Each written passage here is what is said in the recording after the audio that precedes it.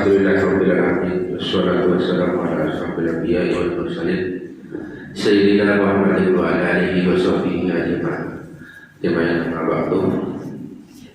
Alhamdulillah, puji syukur kita panjatkan kepada Allah Subhanahu wa taala karena pada pagi hari ini cuacanya sangat bagus dan alhamdulillah kita dapat kembali bertemu di Masjid Bagus Salam pada hari Minggu, dan alhamdulillah dengan keadaan sehat walafiat. Mudah-mudahan nikmat sehat yang diberikan oleh Allah Subhanahu wa taala sehingga kita bisa bangun dari tidurnya dan melaksanakan sholat subuh berjamaah di Masjid Bagus Salam. Mudah-mudahan apa yang sudah kita kerjakan mendapatkan ganjaran pahala dari Allah Subhanahu wa taala. Amin ya rabbal alamin. Selawat dan salam kita sampaikan kepada junjungan kita Nabi besar Muhammad sallallahu alaihi wasallam, karena berkat perjuangan beliaulah sehingga sampai saat ini kita masih diberi nikmatnya iman dan Islam. Mudah-mudahan dengan kita hadirnya di majlis ilmu di Masjid Bagus Salam ataupun kuliah subuh yang rutin kita laksanakan setiap hari Minggu ini menambah wawasan kita dan semakin cinta kita kepada Nabi Muhammad SAW dan terus melaksanakan sunnah-sunnahnya, termasuk salah satu di dalamnya adalah menambah pengetahuan ilmu. Alhamdulillah pada subuh ini kita kedatangan Al-Habib Muhammad Al-Ahyansah Al-Hinduan. Kami belum tahu nih beliau rumahnya di mana. Tanjung Raya Dumah. Alhamdulillah sangat jauh, nyebrang tol. Kabupaten ya. Provinsi.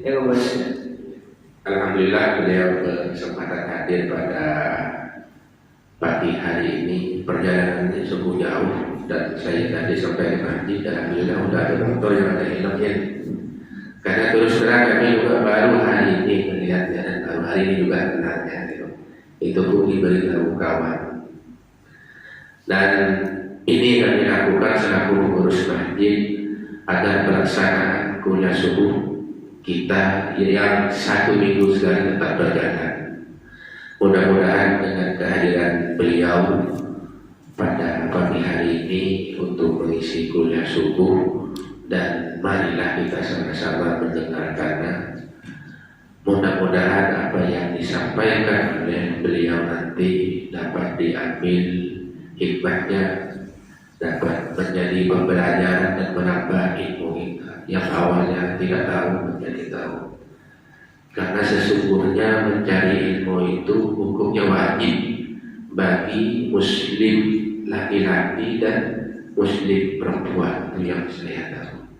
Dan sebab itu marilah kita bersama-sama mendengarkan kuliah subuh. Mungkin nanti kan suruh jam 5.25 ya 5.25, jam 5.20 kita stop, diadakan sesi tanya jawab.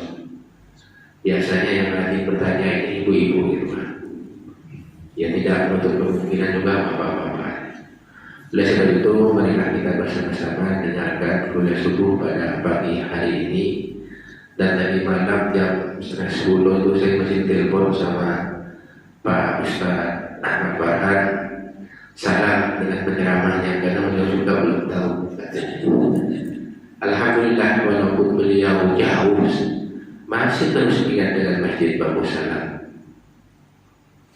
Oleh sebab itu ke waktu dan tempat kami bersilakan kepada Habib Muhammad Ali, terus waktu dan tempat kami bersilakan. Bismillahirrahmanirrahim. Assalamualaikum warahmatullahi wabarakatuh. Alhamdulillah rabbil alamin wa والصلاة والسلام على أشرف الأنبياء والمرسلين سيدنا وحبيبنا وشفيعنا محمد وعلى آله وصحبه أجمعين. سبحانك لا علم لنا إلا ما علمتنا إنك أنت العليم الحكيم. رب اشرح لي صدري ويسر لي أمري واحلل عقدة من لساني يفقهوا قولي. سبحان الله والحمد لله ولا إله إلا الله والله أكبر عدد كل حرف كتب ويكتب أبد الآبدين ودهر الداهرين. نوينا التعلم والتعليم والتذكر والتذكير والنفع والانتفاع والإفادة والاستفادة والحث على تمسك بكتاب الله وسنة رسوله صلى الله عليه وسلم والدعاء على الهدى والدلالة إلى الخير ابتغاء وجه الله ومرضاته وقربه وثوابه. Kaum muslimin dan muslimat yang dirahmati oleh Allah Subhanahu wa taala, yang belum niat i'tikaf, mari niat i'tikaf agar duduknya kita di masjid ini mendapatkan pahala yang berlipat-lipat ganda. Bahkan kalau orang yang cerdas, dia bukan niat i'tikaf tapi niat nazar i'tikaf. Nazar itu al-i'tikaf maduntu bi hadzal masjid. Aku nazar niat i'tikaf selama aku berada di masjid ini. Kenapa? Kalau orang niatnya i'tikaf toh dia dapat pahala sunnah. Tapi kalau orang nazar i'tikaf, ya, yang tadinya pahalanya dapat sunnah sekarang dapat pahala wajib. Mana tinggi? Pahala sunnah atau pahala yang wajib? Maka itulah bedanya antara orang yang belajar sama dengan orang yang tak belajar. Ya, kalau orang tak belajar masuk masjid dia saja. Ya, kalau orang belajar dia masuk masjid dia niat i'tikaf atau dia mau dapat pahala lebih tinggi, yaitu niat nazar i'tikaf. Makanya perbuatan ulama itu tidak ada yang mubah. Ya. Kalau ulama itu perbuatannya tidak ada yang mubah. Ulama itu perbuatannya kalau tidak sunnah wajib. Kenapa? Karena perkara yang mubah juga kalau diniatkan baik maka dia mendapatkan pahala sunnah. Makan hukum asalnya mubah. Tapi kalau diniatkan dengan baik, aku makan supaya kuat beribadah. Aku makan supaya kuat untuk cari nafkah. Bagi ibu-ibu, aku makan supaya kuat masak, misalnya nyuci baju supaya suami senang. Maka dapat pahala sunnah. Contoh lain apa lagi? Mandi hukum asalnya mubah. Ya, kalau orang mandi masuk WC hanya niatnya untuk membersihkan badan atau hanya untuk menyejukkan badan, maka dia dapat pahala mubah. Tapi kalau seandainya niat aku mandi ini supaya lihat untuk cari nafkah anak istri, aku niat mandi ini supaya aku kuat untuk ibadah. Yang tadinya hanya pekerjaan mubah sekarang menjadi pekerjaan sunnah. Makanya ulama itu perbuatannya kalau tidak wajib dia sunnah. Karena perkara-perkara yang mubah diniatkan baik maka dia akan mendapatkan pahala sunnah. Kaum muslimin dan muslimat jamaah salat subuh yang dirahmati oleh Allah Subhanahu wa taala, tiada kata yang patut kita ucapkan pada hari ini melainkan puji syukur kita hadirkan kepada Allah Subhanahu wa taala, yang mana Allah Subhanahu wa taala masih memberikan kita nikmat yang banyak sekali. Maka nikmat yang banyak ini wajib untuk kita syukur. Allah Subhanahu wa taala sendiri berfirman, la in syakartum la azidannakum wa la in kafartum inna 'adzabi lasyadid. Kata Allah Subhanahu wa taala, kalau kalian mensyukuri daripada nikmatku maka aku akan tambah. Tapi kalau seandainya kalian tak syukur, kalian kufur, maka kata Allah Subhanahu wa taala mengajak kita ingat nanti di hari kiamat azabku sangatlah pedih. Ya. Kita diperintahkan oleh Allah Subhanahu wa taala untuk mensyukuri daripada nikmatnya. Lalu bagaimana cara kita mensyukuri nikmat Allah Subhanahu wa taala? Di dalam kitab Tuhfatul Asyraf disebutkan yakunu syukru ala thalathati asya. Cara kita mensyukuri nikmat Allah Subhanahu wa taala itu dengan 3 perkara. Yang pertama adalah bil qalbi, dengan hati kita, dengan i'tikad kita, dengan keyakinan kita bahwasanya semua nikmat yang ada pada diri kita murni datangnya dari Allah Subhanahu wa taala, bukan hasil jerih payah kita. Allah Subhanahu wa taala sendiri yang mengatakan di dalam Al-Qur'an, "Fama bikum min ni'matin fa min Allah." Apa-apa yang ada di antara kalian berupa kenikmatan itu datangnya dari Allah Subhanahu wa taala. Itu yang pertama. Dengan cara i'tikad kita, keyakinan kita bahwasanya semua nikmat yang kita rasakan, semua nikmat yang diberikan itu murni datang dari Allah Subhanahu wa taala. Yang kedua, kata ulama, yakunu bi'iktsaril hamda wa tsana bilisani, dengan cara memperbanyak memuji, mengucapkan alhamdulillah di lisannya. Ketika Allah Subhanahu wa taala berikan kita nikmat, maka kita ucapkan alhamdulillah ya rabbil alamin. Rasulullah sallallahu alaihi wasallam bersabda, "Ma an'ama Allah 'ala 'abdin bi ni'matin faqala alhamdulillah faqad adda syukrahu," atau kama qala Rasulullah sallallahu alaihi wasallam.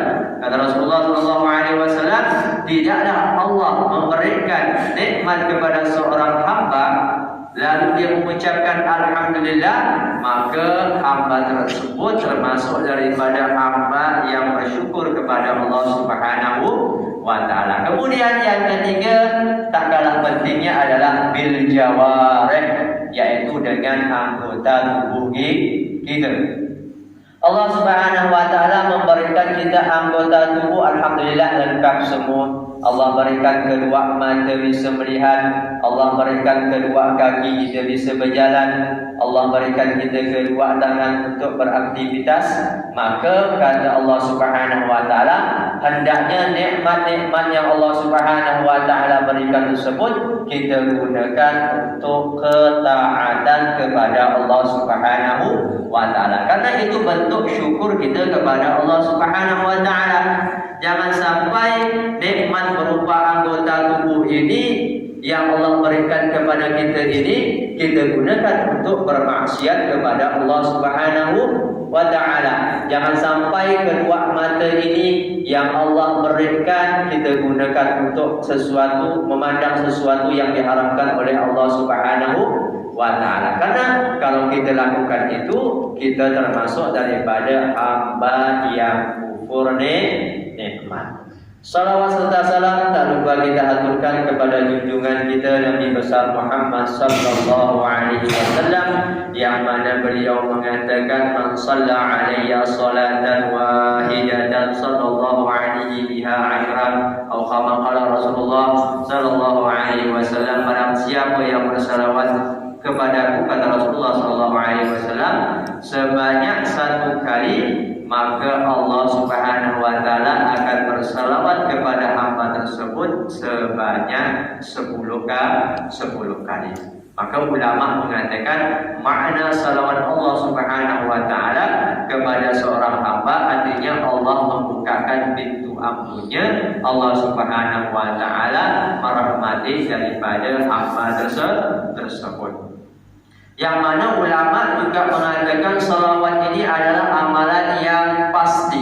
Dan ini inda aktsarul ulama, menurut kebanyakan ulama, menurut mu'dham kebanyakan ulama mengatakan salawat itu adalah amalan yang pasti diterima oleh Allah Subhanahu wa taala. Kalau amal-amal yang lain belum tentu diterima oleh Allah Subhanahu wa taala. Kita solat belum tentu diterima oleh Allah Subhanahu wa taala. kita sedekah belum tentu diterima oleh Allah Subhanahu wa ta'ala. Kita haji, kita umrah atau kita melakukan amal-amal ibadah yang lainnya belum tentu diterima oleh Allah Subhanahu wa ta'ala. Tergantung ikhlas atau tidaknya kita, riya ataunya tidak kita. Tapi kata ulama, solawat itu pasti diterima. Ente ikhlas ataupun tidak ikhlas, ente riya ataupun tidak riya. Ya, maka ulama mensyairkan adimis salat ala Nabi Muhammadin faqabuluha hatman bi ghairi taraddudi. A'maluna baina qabuli wa raddiha illa salata ala Nabi Muhammadin. Abu ulama katakan adimis salat ala Nabi Muhammadin, senantiasalah kalian berselawat kepada baginda Rasulullah sallallahu alaihi wasallam faqabuluha hatman bi ghairi taraddudi. Karena diterimanya salawat tersebut hatman, sudah pasti, di ghairi taraddudi, tanpa ada keraguan lagi. A'maluna baina qabuli wa raddiha. Karena perbuatan-perbuatan kita ini antara diterima atau ditolak oleh Allah Subhanahu wa taala, illa salata 'ala Nabi Muhammadin, kecuali salawat kepada baginda Rasulullah sallallahu alaihi wasallam.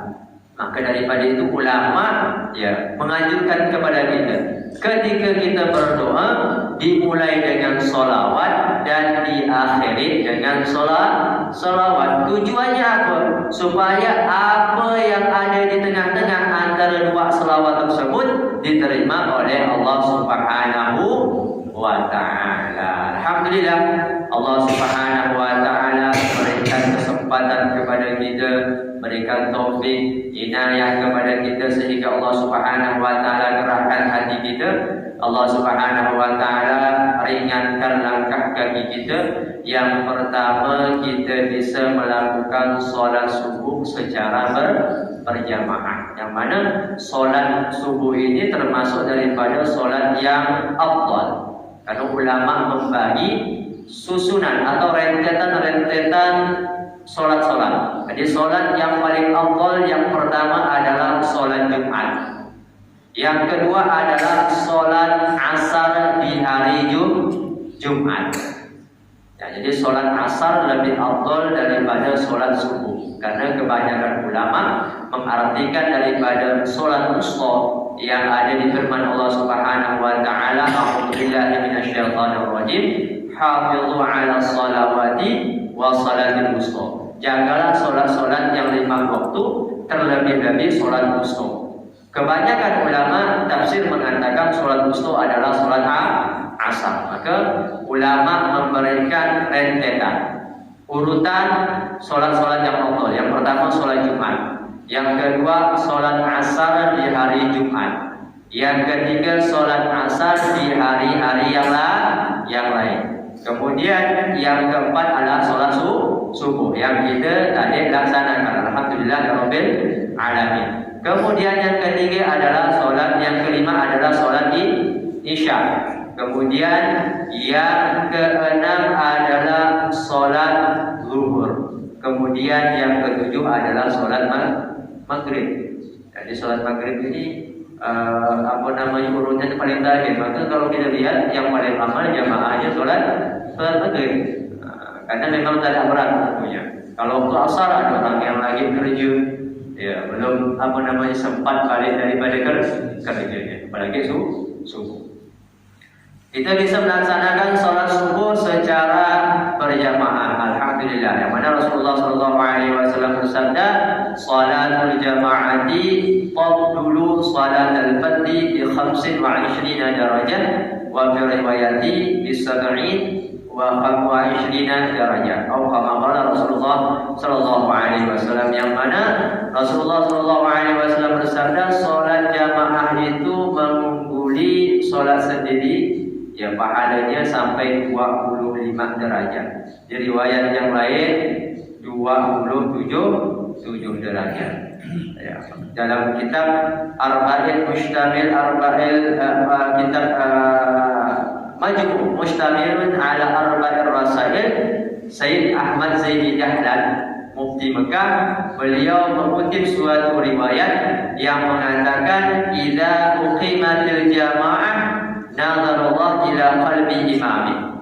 Kalau seandainya didirikan salat secara berjamaah, maka Allah Subhanahu wa taala akan melihat kepada hati imam tersebut. In wajada bihi khairan qabila salatahu wa salata man ma'ahu. Kalau seandainya didapatkan hati imam tersebut kebaikan, kekhusyukan, kemantapan, maka Allah Subhanahu wa taala akan menerima salat imam tersebut plus salat orang yang bersama imam tersebut. Lam yajid bihi khairan, kalau seandainya imamnya tak ada khusyuk, pikirannya kemana-mana, nazarallahu ila qulubil mu'minin, maka Allah Subhanahu wa taala melihat kepada hati salah satu daripada makmumnya. In wajada bi khairan qabila salatahum jami'an. Kalau seandainya ada orang yang khusyuk di antara makmumnya, maka Allah Subhanahu wa taala menerima salat mereka semuanya. In lam yajid bi khairan, kalau seandainya tidak didapat kebaikan, hati imamnya tak ada khusyuk, makmumnya apalagi, maka nazarallahu ila qiyamihim wa ijtima'ihim baina yadallah, maka Allah Subhanahu wa taala melihat kekompakan mereka di dalam menghadap Allah Subhanahu wa taala, faqabila salatahum jami'an, maka Allah Subhanahu wa taala menerima salat mereka semua. Maka alhamdulillah, mudah-mudahan salat subuh yang kita lakukan tadi secara berjamaah diterima oleh Allah Subhanahu wa taala. Yang kedua, selain kita melakukan salat subuh secara berjamaah, kita bisa menghadiri yang namanya majlis ilmu. Yang mana Allah Subhanahu wa taala di dalam Al-Qur'annya memerintahkan kepada baginda Rasulullah sallallahu alaihi wasallam, "Qur rabbi zidni ilma." Kata Allah Subhanahu wa taala kepada Nabi besar Muhammad sallallahu alaihi wasallam, kalau ente meminta, kalau kamu mau meminta, maka mintalah satu apa? Rabbi zidni ilma. Ya Allah, tambahkanlah aku ilmu. Allah tidak memerintahkan Rasulullah sallallahu alaihi wasallam untuk mengatakan Allahumma rabbi zidni malan, untuk minta tambahkan harta, aujahan, atau kedudukan. Kenapa? Karena ilmu itu adalah penting bagi kehidupan kita. Maka Rasulullah sallallahu alaihi wasallam bersabda sebagaimana yang disampaikan beliau tadi di dalam mukadimahnya. Rasulullah sallallahu alaihi wasallam bersabda, "Talabul ilmi fardhatun 'ala kulli muslimin wa fi riwayatin muslimatin." Atau kama qala Rasulullah sallallahu alaihi wasallam. Menuntut ilmu itu hukumnya adalah fardhu 'ain, kewajiban bagi setiap kaum muslim. Di riwayat yang lain disebutkan juga bagi setiap kaum muslimah. Lalu pertanyaannya, ilmu apa yang wajib kita tuntut? Maka di dalam kitab At-Ta'lim Ta'lim disebutkan bahwasanya yajibu 'ala kulli insan an yata'allama ilmal hal. Wajib bagi seseorang itu untuk mempelajari ilmu hal. Apa ilmu hal itu? Adalah ilmu yang kita hadapi sehari-hari. Kalau kita sudah balik, akil, itu sudah diwajibkan solat, maka wajib bagi kita untuk mempelajari ilmu solat. Kalau kita sudah nikah, wajib kita belajar bab nikah. Kalau kita sebagai pedagang, maka wajib bagi kita belajar ilmu muamalah. Kalau sudah datang bulan puasa, maka wajib bagi kita untuk mempelajari ilmu yang berkaitan tentang puasa. Kenapa? Supaya amal ibadah kita ini diterima oleh Allah Subhanahu wa taala. Maka daripada itu, ya, Al-Imam Khalifah Umar bin Abdul Aziz, beliau mengatakan, "Man 'amila bi ghairi ilmin barang siapa yang beramal, barang siapa yang beribadah tapi tidak dibarengi dengan ilmu. Ibadah yakin tapi ilmunya tak ada. Apa yang dia dapatkan? Ma yufsiduhu akthar mimma yuslihu. Sesuatu yang merusaknya lebih banyak daripada yang membaikinya. Ibarat bahasa orang Pontianak tu, mau dapat baik, mau cari baik, tapi tak didapatkan kejelekan.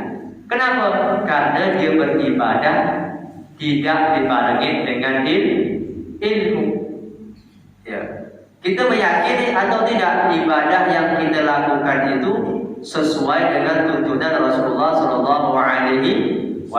Karena banyak orang yang beribadah, banyak orang yang beramal, tetapi amalnya tidak benar. Banyak contohnya, Contohnya misalnya di dalam solat. Anak kasih contoh di dalam solat. Solat kita apakah yakin kita lakukan sesuai dengan perintah Rasulullah SAW? Sudahkah solat kita belajar dengan guru? Atau solat kita hanya kita pelajari daripada buku? Atau hanya kita baca di Syekh Google misalnya? Kan tak jelas. Asalnya dari mana? Atau kita solat hanya melihat seseorang, oh gini ternyata solatnya. Nanti aku cari bacaannya, iftitah begini, Al-Fatihah begini, rukuk begini, tasyahud begini. Pertanyaannya, udah yakinkah solat yang kita lakukan itu benar? Contoh begini, di dalam kitab fiqih disebutkan ulama mengatakan rukun solat itu ada 13. Kalau seandainya tumakninah digabungkan dengan rukun yang lain, berdiri tumakninah, rukuk tumakninah, i'tidal tumakninah, dan lainnya tumakninah. Itu ulama mengatakan rukun solat ada 13. Kalau dipisahkan ada 17. Di antara 13 rukun tersebut dan 17 rukun tersebut, ulama membagi lagi menjadi 4 bagian. Ada yang dinamakan rukun qalbi, ada yang dinamakan rukun fi'li, ada yang dinamakan rukun qawli, ada yang dinamakan rukun ma'nawi. Anda harus sampaikan begini. Kenapa? Karena banyak orang yang beranggapan bahwa memang kultum dan lain sebagainya itu bagus untuk memotivasi kita. Tapi saran Anda yang lebih bagus lagi, kita adakan di masjid ini majelis taklim, mempelajari bagaimana fikih kita, bagaimana istinja kita, bagaimana mandi junub kita. Jangan-jangan mandi junubnya tak sah pula. Kalau mandi junubnya tak sah, wuduknya bagaimana? Solatnya bagaimana? Ibadah yang lainnya bagaimana? Makanya kalau kita lihat kalau majlis tabligh akbar misalnya itu ramai. Tapi kalau majlis taklim sedikit. Kiai-kiai, habib-habib atau ustaz-ustaz yang dia ceramah ramai ribuan orang, ketika dia duduk di majlis taklim tak ramai. Boleh antum saksikan semua. Misalnya Habib Syekh Solo, beliau kalau tabligh akbar itu banyak, ribuan orang yang hadir. Tapi majlis taklim beliau di Masjid Jami Solo itu sedikit yang hadir. Karena satu memang orang-orang minat, setannya banyak. Supaya apa? Supaya ibadah kita tak sah. Tadi ulama mengatakan rukun solat dibagi menjadi 4. Yang pertama adalah rukun qalbi. Apa qalbi itu? Hati. Apa niat? Niat di dalam solat. Kapan niat di dalam solat itu? Maka ulama mengatakan niat di dalam solat itu adalah inda takbiratul ihram. Ketika takbiratul ihram, Allahu Akbar, kita wajib istihdar niat, wajib menghadirkan niat. jangan sebelum takbiratul ihram kita niat, itu namanya talaffuz. Ya, itu namanya melafazkan. Menurut Imam Syafi'i madhab kita itu hukumnya sunnah agar membantu kita ketika kita niat usolli fardhu subhi rakaatain mustaqbil qiblat makmuman misalnya lillahi ta'ala. Itu tadi namanya talaffuz, hukumnya sunnah. Yang wajib itu, yang wajib kita perhatikan apa? Niatnya ketika takbiratul ihram. Ketika antum mengucapkan Allahu Akbar, wajib istihdar niat. Kalau orang sholatnya talaffuz tak ada niat, maka sholatnya sah atau tidak? Tak sah. Rasulullah SAW mengatakan innamal a'malu binniyat. Maka definisi niat di dalam kitab-kitab fikih itu apa? Qasdu syai'i muqtarinan bil fi'li. Menyengaja sesuatu berbarengan dengan perbuatan. Perbuatan sholat itu apa? Takbiratul ihram. Maka ketika takbiratul ihram wajib kita memasang niat. Mandi juga, mandi junub. Kapan niatnya mandi junub? Maka ulama fikih mengatakan inda ghusli juz'in minal badan. Ketika menyampaikan air di anggota tubuh. Air sampai di anggota tubuh kita, maka kita niat. Karena hukum mandi hanya dua.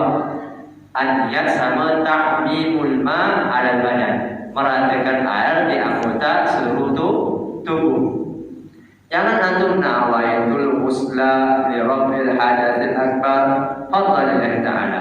Sudah mandi, tak sah mandinya. Kalau antum ketika mandi tidak ada mengistihdarkan niat lagi, menghadirkan niat mandi junub lagi, maka mandinya tak sah. Niatnya tak sah karena tempatnya niat inda ghusli juz'in minal wajhi, minal badan. Ketika menyampaikan air di anggota tubuh. Semana mandi junub.